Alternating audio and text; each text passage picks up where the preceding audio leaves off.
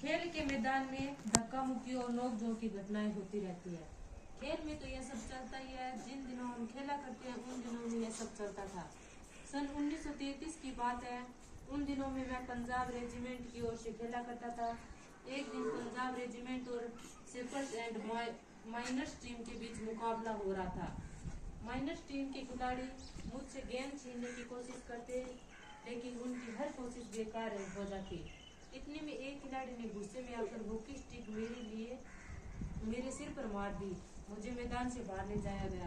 थोड़ी देर बाद मैं पट्टी बांधकर फिर मैदान में आ पहुंचा। आते ही मैंने उस खिलाड़ी की पीठ पर हाथ रखकर कहा, तुम चिंता मत करो, इसका बदला मैं जरूर लूंगा। मेरे इतना कहते ही वह खिलाड़ी घबरा गया। अब हर समय मुझे ही देखता रहता कि मैं कब उसके सिर पर हॉकी स्टिक मारने वाला हूँ। मैंने एक के बाद एक झटपट 6 गोल कर दिए। खेल खत्म होने के बाद मैंने उस खिलाड़ी की पीठ थपथपाई और कहा, दोस्त, खेल में इतना गुस्सा अच्छा नहीं। मैंने तो अपना बदला ही ले लिया। अगर तुम मुझे हॉकी नहीं मारते तो शायद मैं तुम्हें ही गोल से हराता। वह खिलाड़ी सचमुच बड़ा शर्मिंदा हुआ। तो देखो, आपने मेरा बदला लेने का ढंग सच मानो बुरा काम करने वाला हर आदमी हर समय हर बात से डरता रहता है, क्योंकि उसके साथ भी बुराई की जाएगी। आज मैं जहाँ भी जाता हूँ बच्चे व बूढ़े मुझे घेर लेते हैं और मुझसे मेरी सफलता का राज जानना चाहते हैं। मेरे पास सफलता का कोई गुरु मंत्र तो है नहीं। हर किसी से यही कहता कि लगन, साधना और खेल भावना की सफलता के सबसे बड़े मंत्र है। मेरा जन्म सन 1904 में प्रयाग में एक साधारण परिवार में हुआ। बाद में हम झांसी में आकर बस गए। 16 साल की उम्र में मैं फर्स्ट ब्राह्मण रेजिमेंट में एक साधारण सिपाही के रूप में भर्ती हो गया। मेरे रेजिमेंट का हॉकी खेल में काफी नाम था, पर खेल में मेरी कोई दिलचस्पी नहीं थी। उस समय हमारे रेजिमेंट के सूबेदार मेजर तिवारी थे। वे बार बार मुझे हॉकी खेलने के लिए कहती। हमारी छावनी में हॉकी खेलने का कोई निश्चित समय नहीं था।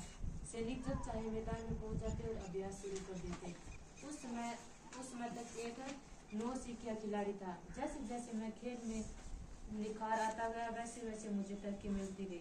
सन 1936 में बर्लिन ओलंपिक में मुझे कप्तान बनाया गया। उस समय मैं सेना में लांस नायक था।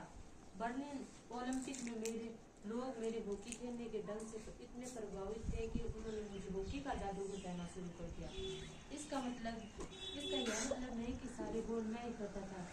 मेरी तो हमेशा यह कोशिश रहती कि मैं गेंद को गोल के पास ले जाकर अपने किसी साथी खिलाड़ी को ही दे दूं, ताकि उसे गोल करने का श्रेय मिल जाए। अपनी इसी खेल भावना के कारण मुझे दुनिया के खेल प्रेमियों का दिल जीत लिया। बर्लिन ओलंपिक में हमें स्वर्ण पदक मिला। खेलते समय मैं हमेशा इस बात का ध्यान रखा कि हार या जीत मेरी नहीं बल्कि पूरे देश की है। हॉकी का जादूगर किसे कहा जाता है?